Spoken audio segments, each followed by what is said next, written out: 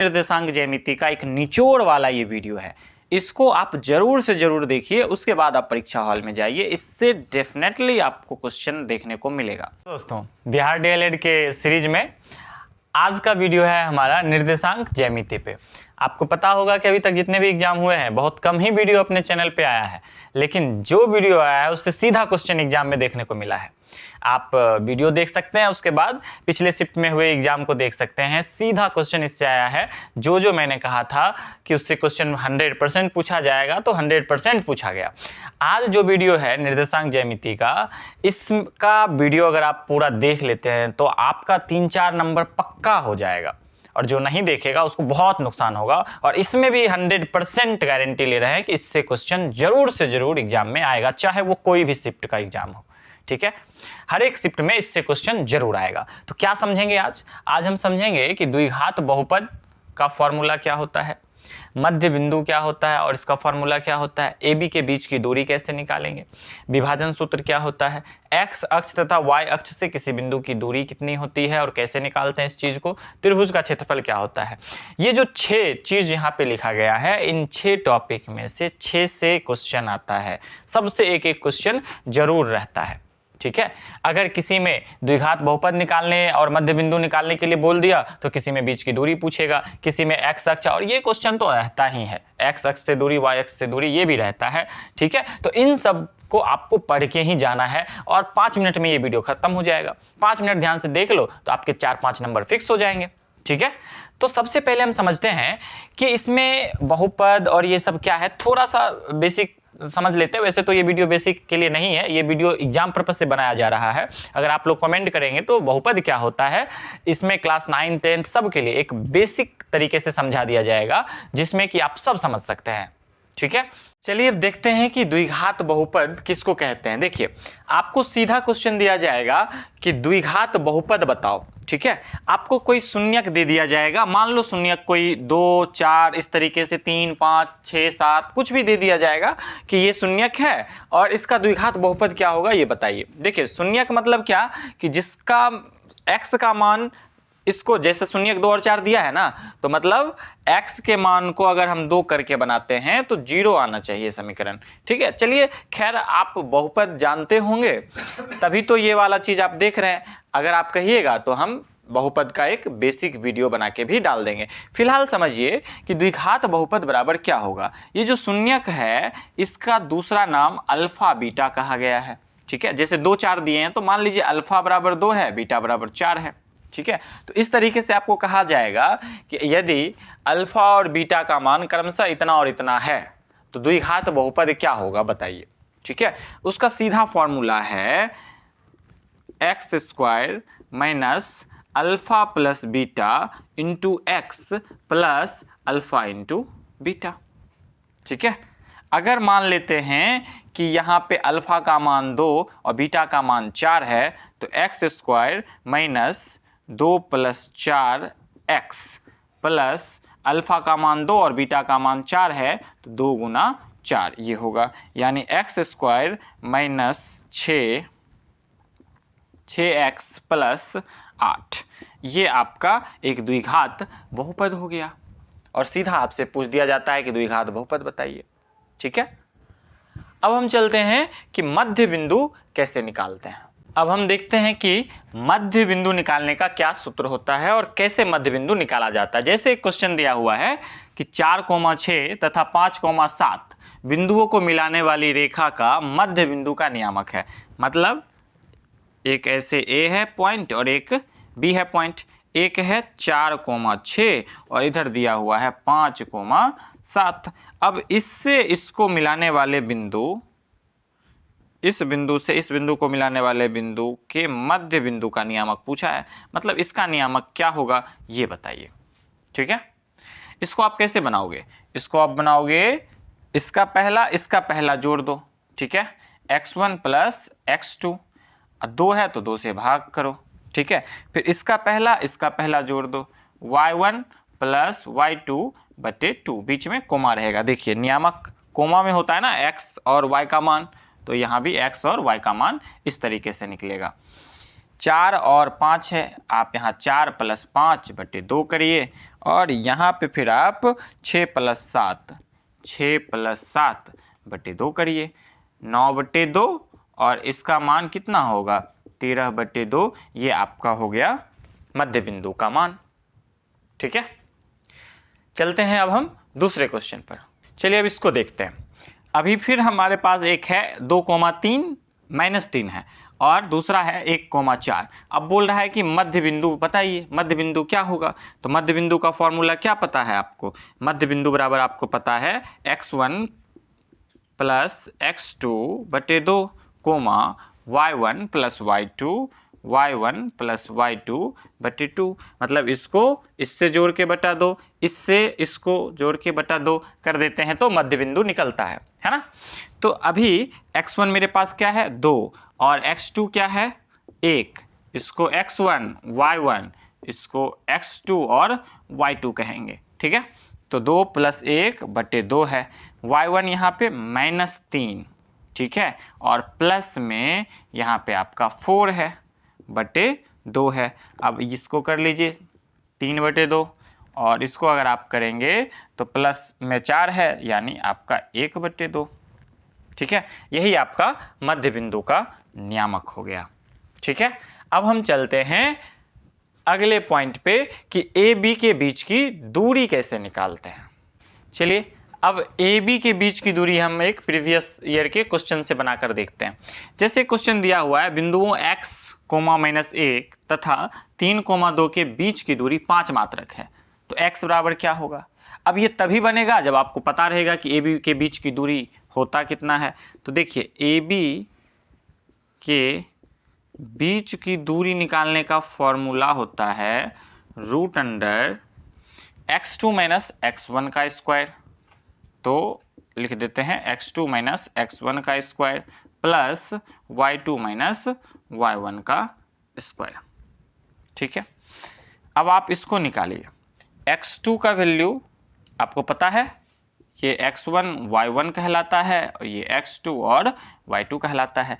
तो x2 - x1 यानी 3 - x का स्क्वायर, ये स्क्वायर छूट गया था यहाँ पे, तो √x2 - x1 का स्क्वायर प्लस y2 - y1 का स्क्वायर। अब यहाँ प्लस हो गया y2 यानी 2 और -1 का स्क्वायर, ये होगा। और ये बताया हुआ है कि ये 5 मात्रक है, तो अब आप इसको निकालो।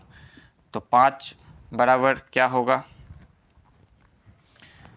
तो 5 बराबर होगा, अब आप इसको देखो पहले 3 - x, ये इसका तो कुछ नहीं होने वाला, 3 - x का तो ये स्क्वायर रहेगा फिलहाल, और 2 और माइनस प्लस कर दोगे तो क्या हो जाएगा 3 का स्क्वायर होगा। रूट हटाने के लिए आप इधर भी स्क्वायर कर दो, तो इधर स्क्वायर कर दोगे तो इधर से रूट हट जाएगा, ये होगा 3 - x का होल स्क्वायर प्लस 9। ठीक है, अब आप इसको इधर लेके आ जाओ, तो 5 का स्क्वायर कितना होता है 25 में ये +9 बराबर के उधर है, बराबर के इधर आएगा तो क्या होगा -9 होगा, और बराबर इधर हो जाएगा 3 - x का होल स्क्वायर। अब यहाँ बनाते हैं, देखिए 25 - 9 था बराबर 3 - x का होल स्क्वायर था, है ना। अब इसको घटाओ कितना होगा, 15 में 9 जाएगा 6 और ये 16 बराबर 3 - x का होल स्क्वायर होगा, है ना। ये स्क्वायर है तो इधर रूट बन जाएगा, तो ये √16 बराबर 3 - x होगा। और √16 मतलब ये देखिए √16 का मतलब होता है √4 × 4 और एक 4 बाहर आ जाता है ना। तो ये 4 बराबर 3 - x होगा, है ना। अब देखिए ये 4 और ये प्लस में 3 है तो इधर -3 कर दीजिए और फिर इधर -x कर दीजिए, तो 4 में से 3 जाएगा 1 बराबर -x, माइनस इधर लेके आइए यानी x बराबर -1, ये आपको मिला है। ठीक है, और x का वैल्यू ही तो पूछेगा क्योंकि ए बी के बीच की दूरी तो है ही, तो बोल रहा है x बराबर क्या होगा, तो x बराबर -1 होगा, यही आपका आंसर है। ठीक है, चलते हैं अब दूसरे क्वेश्चन पर। देखिए आपके पास कुछ इस तरीके का सवाल आता है जिसमें आपको पूछा जाता है कि अल्फा और बीटा किसी भी द्विघात बहुपद, कोई द्विघात बहुपद दिया हुआ है और उसका बताया जा रहा है कि शून्यक हो, पहले भी बताया गया आपको कि अल्फा और बीटा को शून्यक कहा जाता है। तो अब बोला जा रहा है कि किसी भी द्विघात बहुपद का अगर अल्फा और बीटा शून्यक होगा तो अल्फा प्लस बीटा क्या होगा, अल्फा इंटू बीटा क्या होगा। इसी फॉर्मूला से यानी अल्फा प्लस बीटा बराबर क्या होता है और अल्फा इंटू बीटा बराबर क्या होता है, एक क्वेश्चन फिक्स रहता है कि आएगा ही। तो आपको ध्यान रखना होगा अल्फा प्लस बीटा बराबर होता है माइनस बी बाय ए और अल्फा इंटू बीटा बराबर होता है सी बाय ए। इसको आप ध्यान रखिएगा और जब ये ध्यान रहेगा तो ये आराम से बन जाएगा। बोल रहा है अल्फा प्लस बीटा क्या होगा, तो अल्फा प्लस बीटा आपको मालूम है कि माइनस बी बाय ए होता है, तो पहले माइनस लगाइए और उसके बाद बी का मान है -3 और बटे ए और ए का मान है आपका 1। ए किसको बोलते हैं, तो एक्स स्क्वायर के साथ गुना में जो लगा हुआ होता है वो आपका ए होता है, x के साथ जो गुना में लगा होता है वो आपका b होता है। ये आपका b है और ये आपका a है। तो यहाँ पे बोल रहा है माइनस बी बटे ए बराबर ये क्या हो जाएगा 3। अब बोल रहा है अल्फा इंटू बीटा बराबर सी बाय ए, जो x के बाद जो बच जाता है 3 4 5 ये जो नंबर दिया हुआ रहता है ये आपका c होता है। ठीक है, तो अल्फा इंटू बीटा बराबर होता है सी बाय ए। तो c आपका क्या है, c आपका 5 है, a आपका क्या है, a आपका 1 है, तो आपका अल्फा इंटू बीटा क्या होगा 5 होगा। उसी तरीके से इसको देखते हैं, ये एक द्विघात बहुपद है, बोला इसका अल्फा और बीटा शून्यक है, तो alpha plus beta alpha into beta बताइए। तो अल्फा प्लस बीटा बराबर माइनस बी बाय ए, तो माइनस करिए, फिर माइनस में यहाँ पे 6 है क्योंकि आपको बताए थे x के साथ जो लगा हुआ है वो आपका b होता है, एक्स स्क्वायर के साथ जो लगा हुआ है a होता है, जो नंबर है वो आपका c होता है। तो माइनस बी बटे ए का मान यहाँ क्या है 2 है ना, तो 6 बटे 2 यानी ये 3 होगा, माइनस माइनस प्लस और 6 बटा 2, 2 से भाग दीजिएगा तो 3 होगा। फिर अल्फा इंटू बीटा क्या होगा पता है आपको c बाय ए, तो c क्या है, c है आपका 3 और a क्या है, a है 2, तो ये हो गया आपका अल्फा इंटू बीटा। ठीक है, अब हम समझते हैं विभाजन सूत्र क्या है।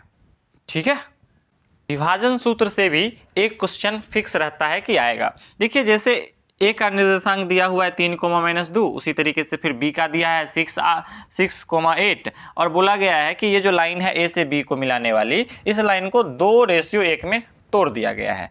ऐसे एक लाइन है, ये ए है और ये बी है, इसको बोला इसको 2:1 में यानी 2:1 में बांट दिया गया है। ठीक है, तो इसका एक मान 2 हिस्सा मान लेते हैं, इधर का एक हिस्सा मान लेते हैं, तो इसको बांटा गया है। दोनों का निर्देशांक दिया हुआ है, इसका 3,-2, इसका दिया हुआ है 6,8। तो बोला इसको जो बांटा है ना, इस बिंदु का नाम P मान लेते हैं, क्वेश्चन में दिया हुआ है P। तो इस P बिंदु P जो बांटती है, तो P का निर्देशांक क्या है वो निकालना है। ठीक है, तो रेशियो में बांटा गया है, मध्य बिंदु नहीं है, समझिएगा इस बात को। ये रेशियो में 2 और 1 के रेशियो में बांटा हुआ है, बीच का बिंदु नहीं पूछ रहा है। तो इसको विभाजन सूत्र से हम बांटेंगे तो P के निर्देशांक हमको मिल जाएंगे। तो विभाजन सूत्र क्या है, तो विभाजन सूत्र है m1 प्लस m2 बटे m1 प्लस m2। पहले ऐसे लिखिए, ठीक है, इसको कोमा करिए, फिर आप लिखिए m1 प्लस m2 बटे m1 प्लस m2। ये m1 m2 क्या है, तो ये आपका अनुपात है। ठीक है, m1 इसको बनाइए, 2 आपका m1 है और 1 आपका m2 है। ठीक है, अब यहाँ आप लिखिए x2 और यहाँ आप लिखिए x1, यहाँ जगह नहीं है तो यहाँ लिख दीजिए x1, इसको लिखिए आप y2 और इसको लिखिए आप y1। ठीक है, इतना ध्यान रहेगा। ठीक, अब इसको बनाते हैं, इधर बनाते हैं। तो x2 क्या है, तो आपको बताया गया ये x1 है, ये y1 है और ये आपका x2 है और y2 है। तो x2 यानी 6 और इसको गुना किया गया है, गुना किया गया है m1 से, m1 आपका क्या है 2 है, फिर क्या है प्लस, तो प्लस डालते हैं। m2 आपका क्या है, m2 आपका 1 है, इसको गुना किया गया है x1 से और x1 आपका क्या है 3 है। ठीक है, ये एक आपका हो गया बटे m1 प्लस m2 यानी 2 प्लस 1, 2 प्लस 1, ये हो गया 1। अब हम दूसरा करते हैं इधर y2 और m1, तो y2 क्या है, y2 आपका 8 है गुना m1 क्या है, m1 आपका 2 है प्लस m2 गुना y1, m2 क्या है आपका 1 है, गुना y1 क्या है, y1 आपका -2 है, बटे m1 प्लस m2 यानी 2 + 1। अब एक बार देख लीजिए क्या मान सब सही से रखा गया है। तो x2 गुना m1 है तो x2 आपका 6 है, m1 आपका 2 है, ठीक है, प्लस m2 आपका 1 है और x1 आपका 3 है, ये तो सही है। फिर ये देख लेते हैं, आपका y2 8 है गुना m1 2 है, प्लस आपका m2 1 है गुना y1 -2 है, ठीक है। चलो अब इसके बाद हम यहाँ से बनाते हैं, आप इसको मल्टीप्लाई करिए, 12 + 3 बटे 3, 16 ± -2 बटे 3, तो 15 बटे 3, 3 × 5 = 15, 5 आएगा, 16 में से 2 जाएगा तो 14 बटे 3। अब आप इसको चाहे तो भाग दे सकते हैं, ठीक है, और भाग दे के जो आएगा वही आपका पी का निर्देशांक होगा, ठीक है। तो फॉर्मूला अगर आप याद रखिएगा तो विभाजन सूत्र का फॉर्मूला लगा के आप किसी भी वैल्यू को निकाल सकते हैं। विभाजन सूत्र का फॉर्मूला होता क्या है, तो m1 m2 बटे m1 m2 लिखिए, फिर m1 + m2 बटे m1 m2 लिखिए, m1 + m2, ठीक है। इसको लिखने के बाद पहला वाला में पहला m1 को x2 से गुना कर दीजिए, m2 को x1 से गुना कर दीजिए सिर्फ ऊपर, और दूसरे वाला में y2 से करना है, तो पहले को y2 से दूसरे को y1 से गुना कर दीजिए। फॉर्मूला देख लीजिए ध्यान से, 1-2 बार प्रैक्टिस कर लीजिए तो आपके दिमाग में आराम से बैठ जाएगा, ठीक है। अब हम चलते हैं अगले पॉइंट पर कि अब हम x अक्ष से दूरी और y अक्ष से दूरी कैसे ज्ञात करते हैं, इसका भी एक क्वेश्चन फिक्स रहता है। अब हम देखते हैं कि अगर इस तरीके से क्वेश्चन रहे कि बिंदु P 2,3 की x अक्ष से दूरी क्या होगी, तो उसका आंसर क्या होगा। ये क्वेश्चन हर हमेशा 1 नंबर का रहता है, तो इसको ध्यान से समझते हैं। देखिए ये x होता है, ये y होता है, ठीक है। तो जब x अक्ष से दूरी पूछे तो y का मान उसका आंसर होता है, अगर y अक्ष से दूरी पूछे तो x का मान उसका आंसर होता है। अब कैसे, इसको भी समझ लेते हैं। ट्रिक के लिए तो आपको समझ में आ गया, अगर x अक्ष से दूरी पूछे तो y का मान उसका आंसर होगा, अगर y अक्ष से दूरी पूछे तो x का मान उसका आंसर होगा। अब हम समझते हैं कि ये होता कैसे है। देखिए आपका x है, y है, ठीक है। अब यहाँ पे x का मान 2 है, x का मान कहीं ये 2 है, ठीक है, ये 1 है और यहाँ पे 0 है। तो बोल रहा है x 2 और y 3, मान लीजिए यहाँ 1 है, 2 है और यहाँ 3 है, तो 2 के सामने यहाँ 3, ठीक है। इस तरीके से ये एक पॉइंट जो है ना। तो अगर हम देखें इसको कि x अक्ष से, ये जो x अक्ष है इससे ये कितना दूर है, तो 3 इकाई दूर है, ठीक है। अगर यही पूछ देता कि y अक्ष से ये कितना दूरी है, ठीक है, y अक्ष से ये कितना दूर है, तो y अक्ष से 1 और 2 इकाई दूर है, ठीक है, समझ में आया, ठीक। तो अब हम चलते हैं अगले पॉइंट पर। देखिए अब हमारे पास एक क्वेश्चन है, बिंदुओं A 3,8, B 4,2 तथा C 5,1, ये कुछ भी दिया जा सकता है, इससे कोई बहस नहीं है। अब इसके बाद बोल रहा है कि त्रिभुज ABC का क्षेत्रफल क्या होगा। तो देखिए त्रिभुज ABC का क्षेत्रफल आपसे तब निकलेगा जब आपको पता होगा कि त्रिभुज ABC का क्षेत्रफल, यानी किसी भी त्रिभुज का क्षेत्रफल कैसे होता है, जब ABC का मान इस तरीके से दिया हो तब। तो उसका होता है 1/2, ठीक है। एक बार x1 को लिखेंगे, फिर x2 x3 ऐसे करके चलेंगे, तो x1 लिखेंगे और गुना करके इसमें हम y2 से स्टार्ट करेंगे और y3 को घटा देंगे, y2 - y3, ठीक है, प्लस अब हम x2 लिखेंगे और यहाँ पे y2 - y3 कर चुके हैं, तो अब हम करेंगे y3 - y1, ठीक है, प्लस y3 - y1 कर चुके हैं, तो अब हम करेंगे पहले x1 x2 हो गया, तो अब x3 और यहाँ करेंगे y1 - y2, ठीक है। तो ये आपका त्रिभुज का क्षेत्रफल हो गया, ठीक है। अब हम इसमें क्या करेंगे, वैल्यू रखेंगे और आंसर को निकालेंगे, ठीक है। देखते हैं हम 1/2, आपको पता है इसको हम लोग क्या बोलते हैं, x1 y1 x2 y2 और ये आपका हो गया x3 y3।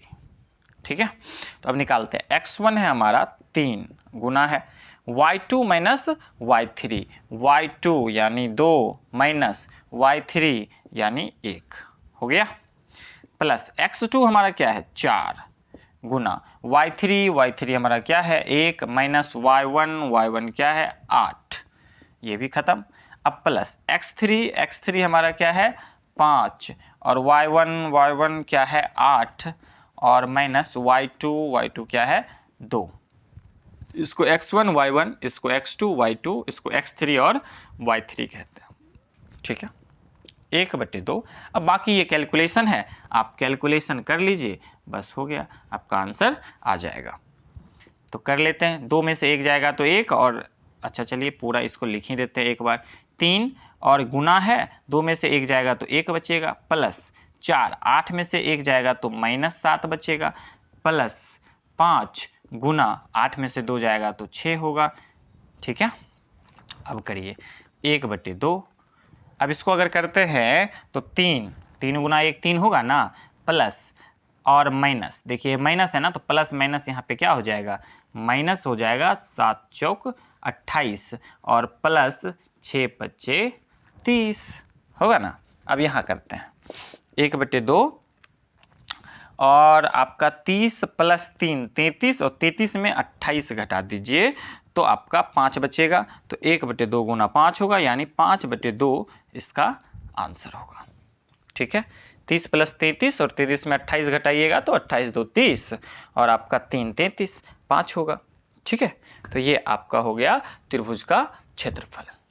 तो आज जो हम लोगों ने पढ़ा, द्विघात बहुपद निकालना सीखा, अल्फ़ा प्लस बीटा और अल्फ़ा इंटू बीटा कैसे निकलेगा ये देखा, और हम लोगों ने देखा कि मध्य बिंदु कैसे निकलता है, ए बी के बीच की दूरी कैसे निकलती है, विभाजन सूत्र क्या होता है, एक्स अक्ष से वाई अक्ष से दूरी क्या होता है, और त्रिभुज का क्षेत्रफल क्या होता है। पूरे निर्देशांक ज्यामिति का एक निचोड़ वाला ये वीडियो है, इसको आप जरूर से जरूर देखिए, उसके बाद आप परीक्षा हॉल में जाइए, इससे डेफिनेटली आपको क्वेश्चन देखने को मिलेगा। ठीक है, अब मिलते हैं अगले इंपॉर्टेंट वीडियो में, तब तक पढ़ते रहिए, हंसते रहिए, मुस्कुराते रहिए। धन्यवाद।